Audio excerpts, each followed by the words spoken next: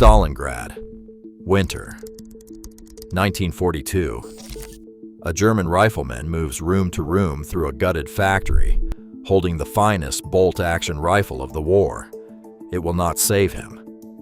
In the dark ahead, a Soviet soldier carries something cruder, stamped from sheet metal for almost nothing. In the time it takes the German to work his bolt, that weapon empties its magazine into the room. The rifle in his hands was the product of careful German engineering. The thing about to kill him was the product of panic. That is the dark reason German soldiers came to dread the sound of the PPSh-41. Not because it was better made, because it wasn't. Not because it was more accurate, because it wasn't that either. They feared it because it did something their entire theory of infantry combat had no answer for. And by the time they understood what they were facing, they were already learning to fight the way the men they feared had taught them to. The answer goes back to a humiliation in the snow. In the 1930s, the Soviet Army did not take the submachine gun seriously. To Soviet planners, it was a niche tool, a spray weapon for a special few, while the real business of war was done with the rifle. The Mosin Nagant, a long bolt action firing a full-power cartridge, was the soul of the Red Army. It was accurate, it hit hard at distance, and it represented exactly the kind of disciplined, deliberate soldiering the doctrine was built around. Then came Finland. In the winter of 1939, the Soviet Union invaded its small northern neighbor expecting a short campaign. What it got instead was a nightmare in the forests. Finnish soldiers, vastly outnumbered, moved through the snow on skis and struck without warning. And in those close, sudden, terrifying clashes among the trees, the Finns carried a submachine gun called the Suomi, fed from a drum holding over 70 rounds. A Soviet soldier working the bolt of his rifle could fire, then had to stop, cycle the action, and aim again. The Finn opposite him did not stop. He simply held the trigger and washed the tree line with fire. At 10 meters, in the half second that decided whether a man lived, the rifle's range and power meant nothing. Volume meant everything. The Soviets bled for that lesson, and unlike most armies, they actually learned it. The men who survived the Finnish forests came home with a conviction burned into them that in the fight that was coming, volume would beat precision. The fight that was coming arrived in June of 1941.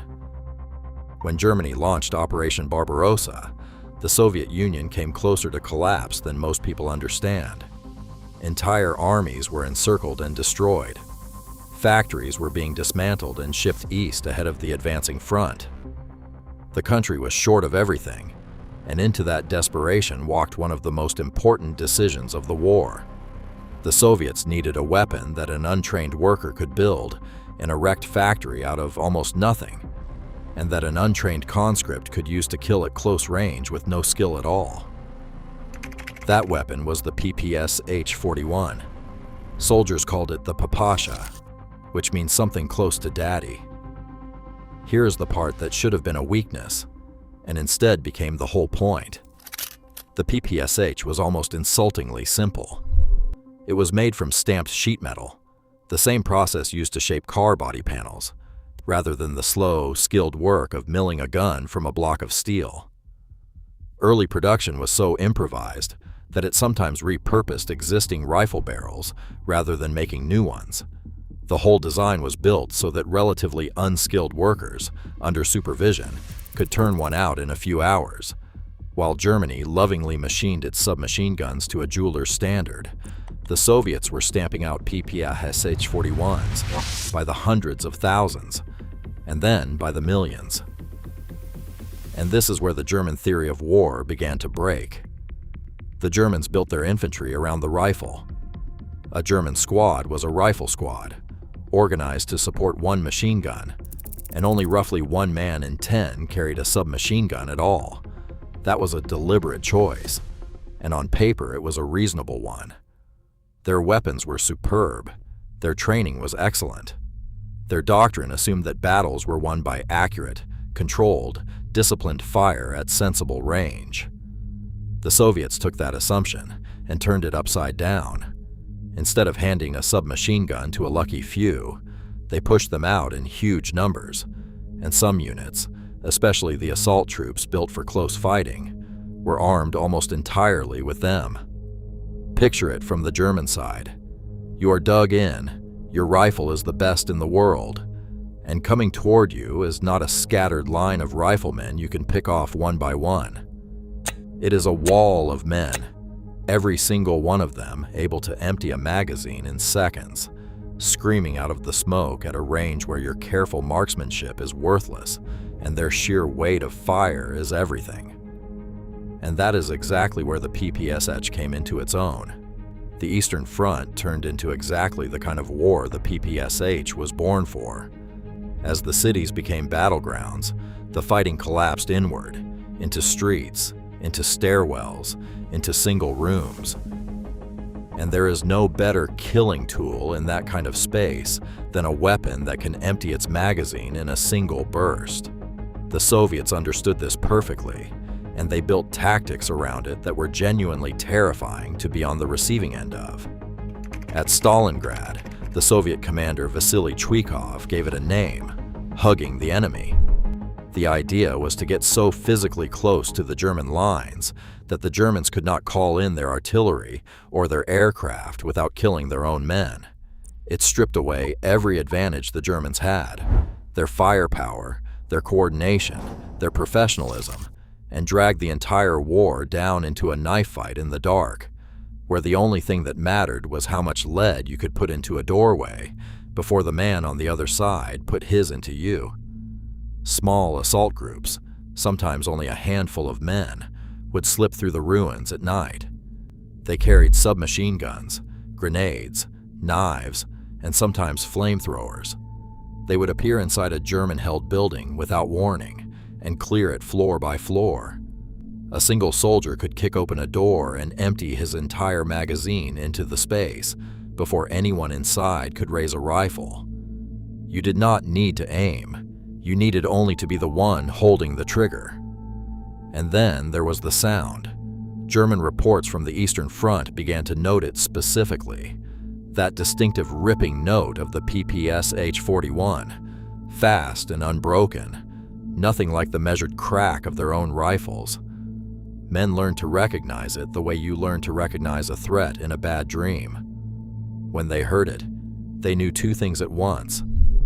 The enemy was close, and where there was one of those guns, there were usually plenty more right behind it.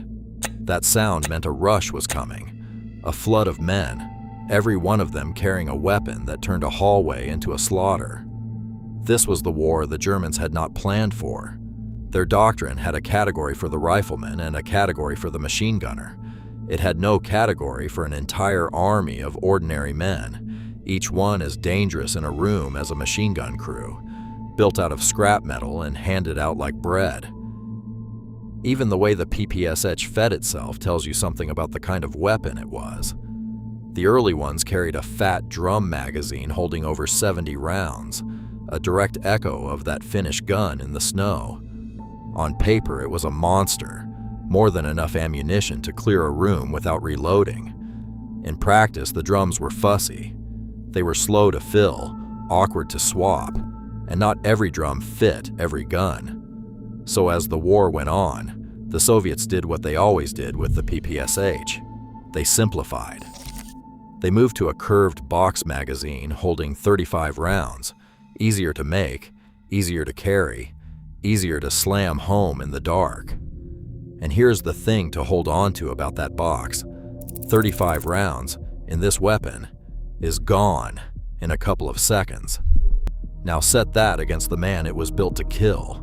A German rifleman with his bolt action carried 5 rounds, and between each shot he had to break his aim, work the bolt, and find his target again. 5 careful shots against a magazine emptied almost instantly. Skill barely came into it. The Soviet soldier had half won the fight before either man pulled a trigger, just by what he chose to carry. It is worth standing the two weapons side by side honestly, because the comparison is where the German fear actually lived. The German submachine gun, the MP-40, was the better behaved weapon. It was more controllable, it was beautifully made, and it fired a heavier 9mm round. The PPSh fired a lighter, faster pistol cartridge, the Tokarev round, and threw it out at a far higher rate. Neither cartridge was simply better than the other. They were a trade-off, mass against velocity, and on a shooting range, a calm man could have made a reasonable case for the German gun. But the Eastern Front was not a shooting range, and the comparison that mattered was never one gun against one gun. It was the German squad, with its single submachine gun and its row of bolt-action rifles, against a Soviet squad where every man could pour out fire at twice the rate the Germans could answer. Multiply that across a charging company, and the arithmetic becomes a nightmare. The Germans were not afraid of one PPSh. They were afraid of what happened when the smoke cleared, and they saw that all of them, every man in the wave, was carrying one. Here's the moment where the story tells you everything you need to know, and it is the highest compliment one weapon has ever paid another. The Germans started using it themselves. At first, it was unofficial. A German soldier would strip a PPSh-41 from a dead or captured Red Army man and keep it, because in the close fighting of the East, it simply kept him alive better than his own kit did.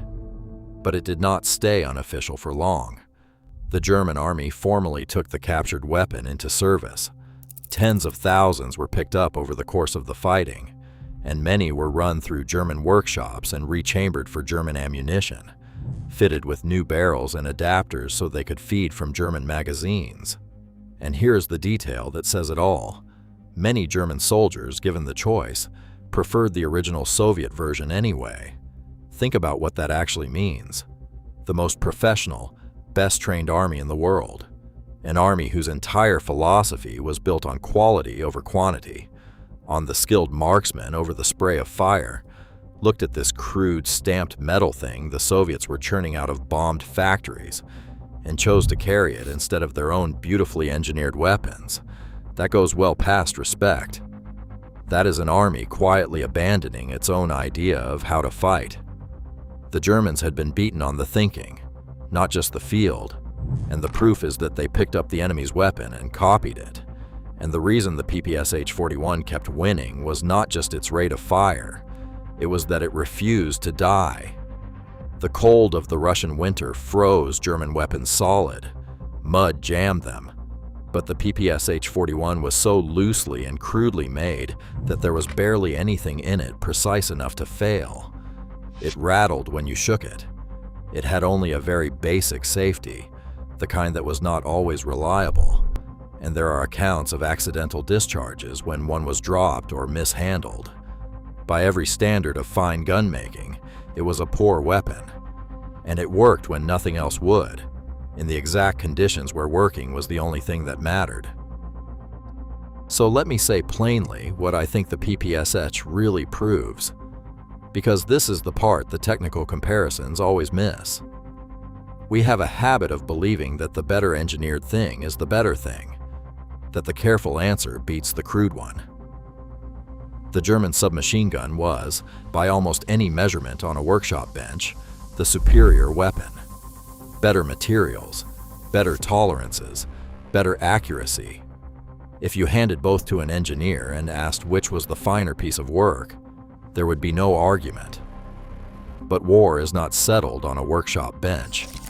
It is settled in a frozen ruin at 3 in the morning, with mud in the action and a doorway full of men. And in that place, the question is not which weapon is finer. The question is which weapon fires right now, enough times, fast enough to clear the room. And the answer to that question was the cheap one, the one anybody could build, the one anybody could use. The Soviets did not win that argument because they were better gun makers. They won it because they understood, earlier and more honestly than anyone else, what kind of war they were actually in. They had learned it bleeding in the Finnish snow, and they never forgot it. The Germans had to learn it the hard way, with a captured Soviet weapon in their hands, in a city that was burning down around them. And the world, in the end, drifted toward what the Soviets had understood. The idea the PPSh stood for: ordinary soldiers with overwhelming automatic firepower at close range, did not fade after the war. It was part of the shift that led to the assault rifle, the weapon that finally fused the submachine gun and the rifle into one, and now sits in the hands of soldiers on every continent on Earth. The PPSh did not invent that future by itself, but it was one of the loudest arguments for it, and the argument won. The German held the past. The weapon in the dark ahead of him held the future, and he felt it in the only way that mattered: the cold drop of fear when he heard that sound and knew his training would not be enough.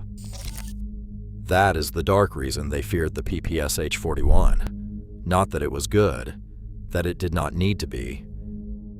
It is a pattern that runs through the whole of the war. The side with the finer weapon was not always the side that won with it. If that is the kind of history you want more of, subscribe and turn on notifications.